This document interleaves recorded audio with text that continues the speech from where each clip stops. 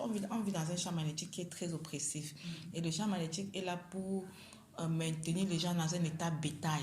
Parce que plus je mets dans l'état bétail, il est seulement la ressource. Il ne peut même pas réfléchir, il ne peut même pas dire non, il ne peut rien discerner. Donc là, il est vraiment comme le bétail. C'est ça le but du champ magnétique. Mais donc, pour aller au-delà, pour ne pas être sous ces oppressions-là, c'est pour ça qu'il faut élever sa vibration. Il faut aller plus avec sa conscience au-delà de là. Et c'est ce que je suis en train de t'amener à comprendre. Tout ce que je fais là, c'est que tu dois toi-même savoir que tu dois aller au-delà du champ magnétique avec ta vibration. Donc, c'est au niveau de la conscience que le travail se passe. C'est pour ça que je t'explique tout ce que j'ai, depuis qu'on fait là. C'est le but. Parce que ce qu'on vit là, ça devient de plus en plus oppressant. Et c'est pour ça que tu vois les humains devenir comme ils sont. Regarde comment les humains sont devenus. Les humains sont devenus comme des animaux. Ils tuent, n'ont plus de cœur. Les gens, ça dit, tu vois parfois des vidéos, tu te demandes, mais on ne sait plus si on a fait aux humains, aux animaux, mais c'est ça le champ magnétique qui fait ça. C'est des oppressions. Eux, ils sont animés, donc ils n'ont plus d'empathie, plus de compassion, plus de pitié. Donc tout le monde est vraiment des narcissistes, quoi. Et c'est ça le but du champ magnétique. Maintenant, en tant que jeune créateur, on est appelé à ne plus être ce programme. C'est des programmes sortis de ce programme sociétal. C'est dans la conscience pour ne pas être la proie seulement. Parce que quand on sort de ça, on discerne déjà, on sait comment canaliser ça. Donc, avoir la capacité de canaliser tout pour aller vers la verticalité créatrice. C'est ça que j'essaie. En fait, mon but, c'est ça. Et qu'on soit indépendant des médicaments. C'est ça le but. Parce que le but, c'est d'acquérir une stabilité pérenne qui n'est plus dépendant de l'extérieur, qui n'est plus dépendant de ce que quiconque fait ou dit, qui n'est plus dépendant des circonstances. Donc, c'est ça la stabilité pérenne. Elle ne vient que du créateur, elle ne vient pas de la société. Parce que la société, elle est fragile, elle est éphémère, elle vibre comme ça.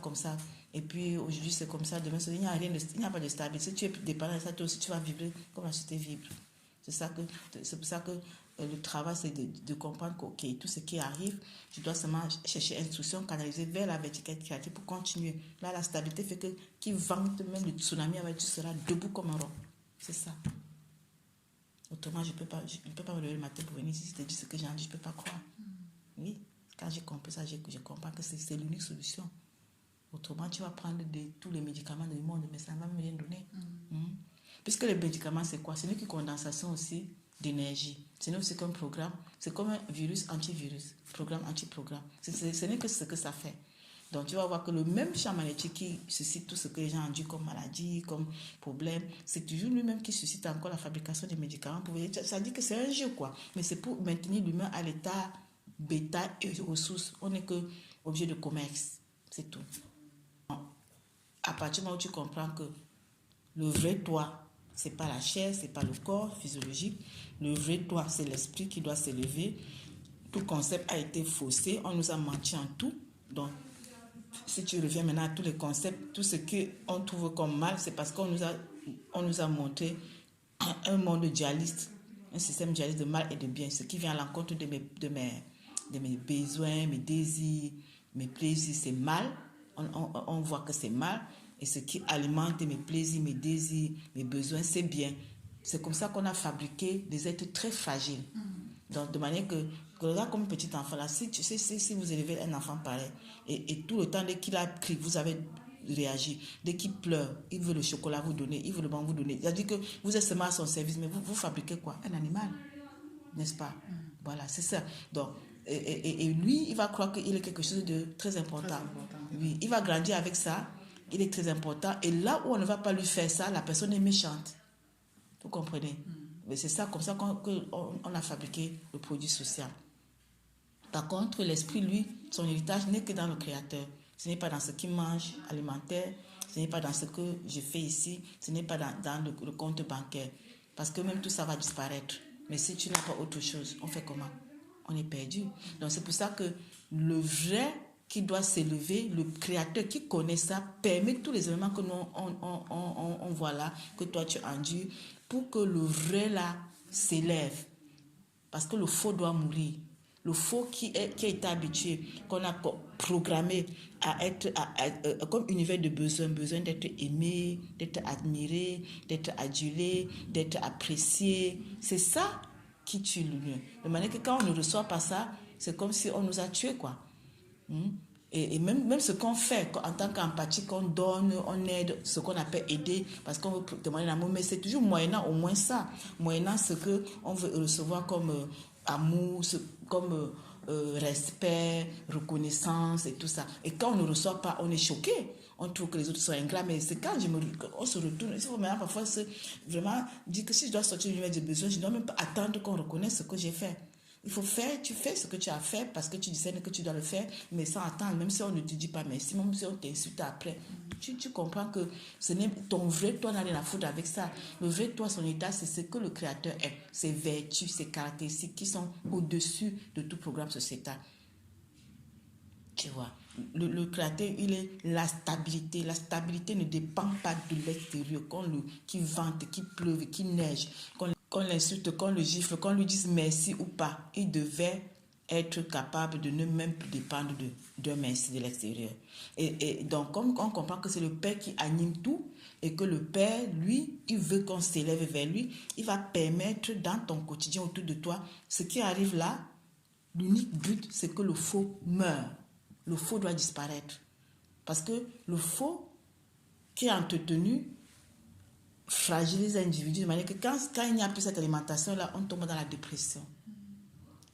Et quand on discerne que ce que j'ai alimenté parce que je voulais aussi, comment on dit ça, récolter dans un futur, on se rend que c'est tombé, on tombe dans l'anxiété parce que le futur là aussi n'existera plus.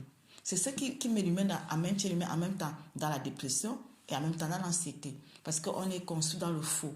On est dans un univers de besoin. Le besoin, là, qu'on ne reçoit pas maintenant, comme on a espéré recevoir, on est dans la dépression. Puisqu'on a aussi projeté dans le futur, oh, peut-être qu'on est dans l'anxiété. C'est ça. Oh, le Créateur permet ça justement pour qu'on reconnaisse que ce n'est pas là notre héritage. Il faut aller au-delà. Il faut être indépendant de si on reçoit ou qu'on ne reçoive pas.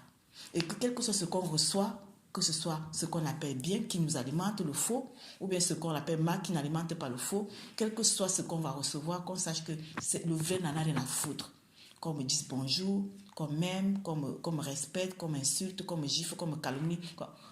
Ça dit de comprendre que le vrai, ça ne peut pas étouffer le vrai. Au contraire, le vrai devait canaliser cela pour aller au-delà. Donc quand il commence à devenir insensible à tout cela, n'est-ce pas? Parce que le Créateur, lui, il est la stabilité.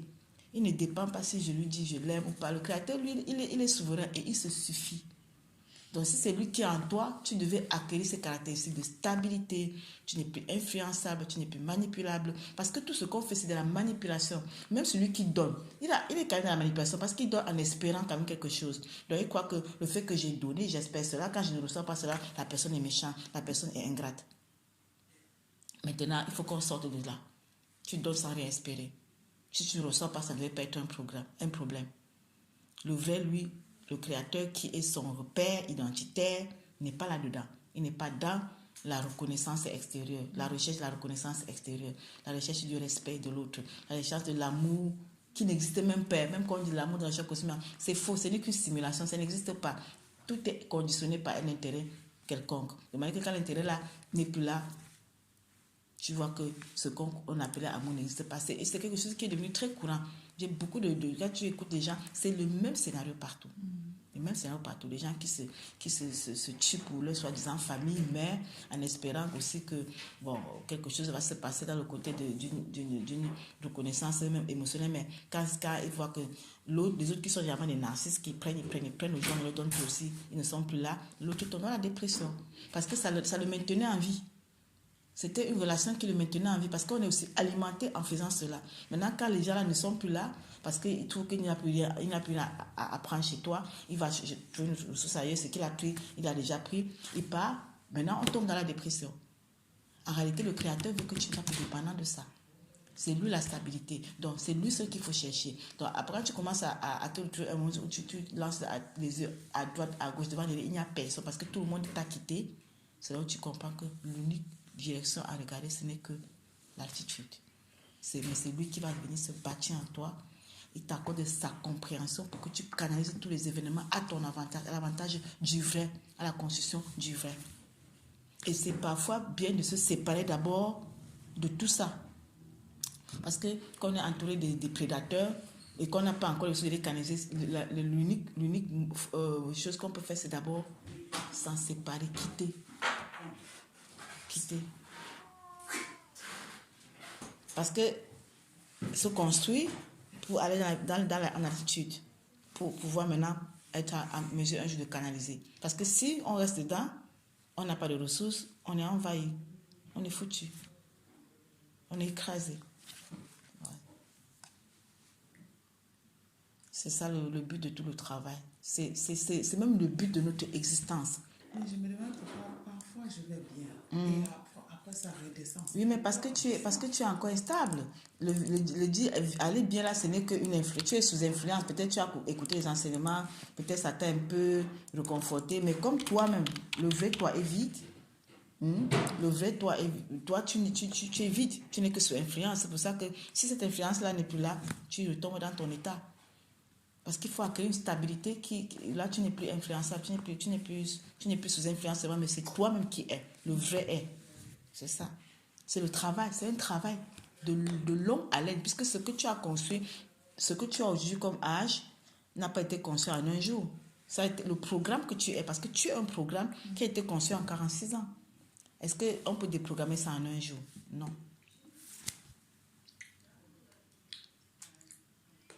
Parce que l'unique but de notre existence, c'est ça même. C'est cette déprogrammation du programme sociétal pour que le Créateur lui-même se programme en nous. Le reste n'est que vanité. Le reste, c'est vanité. C'est-à-dire que si on ne peut pas réussir ça jusqu'à la fin, on sera resté qu'on n'aura rien fait. Absolument rien. Même si on a gagné des millions et qu'on allait de nord au sud et sans aller au fond de soi faire le travail, on n'a même pas bougé d'un pas. C'est un travail de longue haleine. Le travail se fait comment? Tu vas d'abord au fond de toi-même. Je t'ai déjà parlé la fois dernière. Les événements qui te traversent l'esprit, la pensée, qui te procure encore un état émotionnel douloureux, de peur, d'anxiété, de douleur, de tristesse et tout ça. C'est ça que tu dois travailler.